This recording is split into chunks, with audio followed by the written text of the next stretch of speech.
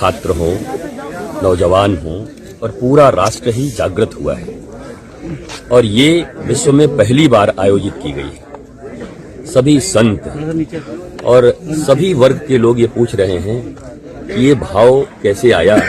राष्ट्र कथा कभी नहीं सुना और राष्ट्र कथा में सुनाया भी वही गया जो राष्ट्र के उत्थान के लिए जरूरी था। मुझे लगता है ये मील का पत्थर है। आज मानो न मानो इतिहास लिखा जाएगा कि भारत में पहली बार राष्ट्र कथा के सूत्रधार कौन रहे, ब्रिजभूषण शरण सिंह।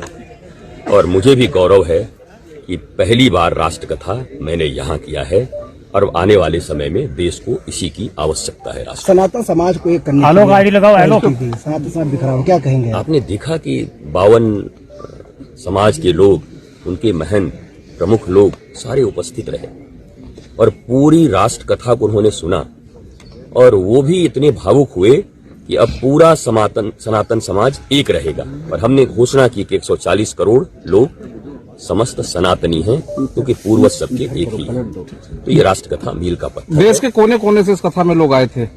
कोई राष्ट्र के प्रत्येक कोने से लोग आए।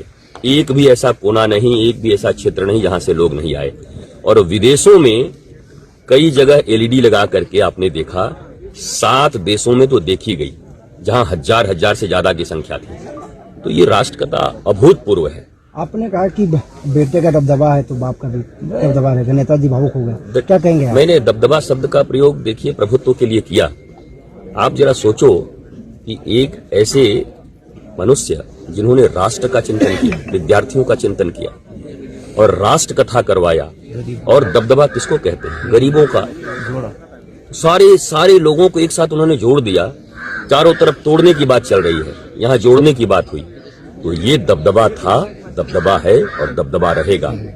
हिंदुत्व और सनातन का दबदबा पूरी दुनिया पर कब होगा? हिंदू राष्ट्र भारत कब होगा? यहीं से देखिए, हिंदू राष्ट्र तो भारत है ही। हिंदू राष्ट्र भारत है। हिंदुत्व जीवन पद्धति है, सुप्रीम कोर्ट ने भी यही कहा है। और हम ये चाहते हैं कि यह राम राज्य में कब परिवर्तित होगा, यहाँ राम राज्य कब आएगा। हिंदू राष्ट्र घोषित है, ऋषियों ने घोषित कर दिया है, बाकी संवैधानिक राष्ट्र चाहिए। वैसे कथा महोत्सव की तैयारी में कोई अनुभव भी नहीं था, कोई इवेंट मैनेजमेंट किया नहीं, लेकिन जो पूरे वर्ष हम कार्यक्रम करते रहते हैं उसी के कारण ये रचना हो पाई।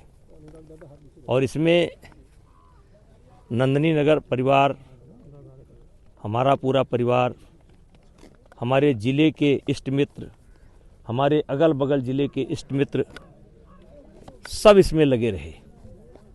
और हम लोगों की, हमारी एक ही इच्छा थी कि इसमें सबकी भागीदारी सुनिश्चित की जाए। उसमें हम लोग सफल रहे, सबकी भागीदारी सुनिश्चित हुई। सब लोगों ने किसी न किसी रूप में योगदान दिया। और आज तो हम अपने उत्तर प्रदेश के और जो प्रदेश के बाहर के जो भी लोग इस राष्ट्र कथा से जुड़े, मीडिया को भी, प्रशासन को भी, उन सब लोगों को जिन्होंने बथुआ दिया उनको भी, मैं सब लोगों को अपने तरफ से, अब वचन तो नहीं मेरे पास है, शब्द नहीं मेरे पास है कि मैं क्या कहूँ, लेकिन सब लोगों को जब याद करता हूँ तो मेरी आंखें भर जाती हैं। और आज के अवसर पर जो उद्देश्य था इस कथा का, जोड़ना, उसमें हम सफल रहे। जो यहाँ नहीं पहुँच सकते थे वहाँ तक ये कथा पहुँची है आप लोगों के माध्यम से। और प्रभु की कृपा भयो सब काजू, प्रभु जी की कृपा से सब कार्य हो गया और जन्म हमार सुफल भाजू। अब जब भी राष्ट्र कथा की बात आएगी तो स्थान के नाम पर गोंडा आएगा और आयोजक के नाम पर हम लोग आएंगे।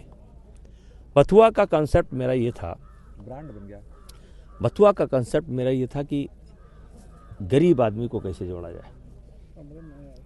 और आपने खुद अपनी आंखों से देखा, एक लौकी, एक कद्दू, 2 रुपया, 500 ग्राम तेल, ये जन भावना अगर न जुड़ी होती तो इस कथा का कोई मतलब नहीं था। और मुस्लिम समाज से लेकर के कोई समाज ऐसा नहीं है। अभी गुरुजी ने बताया 52 जाति समाज के धर्म गुरुओं के चित्र लगाए गए थे। तो राष्ट्र गाथा यहाँ इतनी गाई गई है कि हम समझते हैं जिसने भी इस कथा को सुना है और जो भी इस कथा को सुनेगा, हम कौन थे ये याद करेगा तो गर्व से उसका सीना फूल जाएगा। मैं बचपन से ही जब पिक्चर देखने जाता था और जब कोई रोल ऐसा आता था, किसी के ऊपर अन्याय होता था, तो मैं रोने लगता था। आप लोग तो हजारों बार रोते मुझे देखे हैं, तो इसमें नई बात क्या है। जब मैं अति प्रसन्न होता हूँ और या जब तार जुड़ जाता है तो रोने लगता हूँ।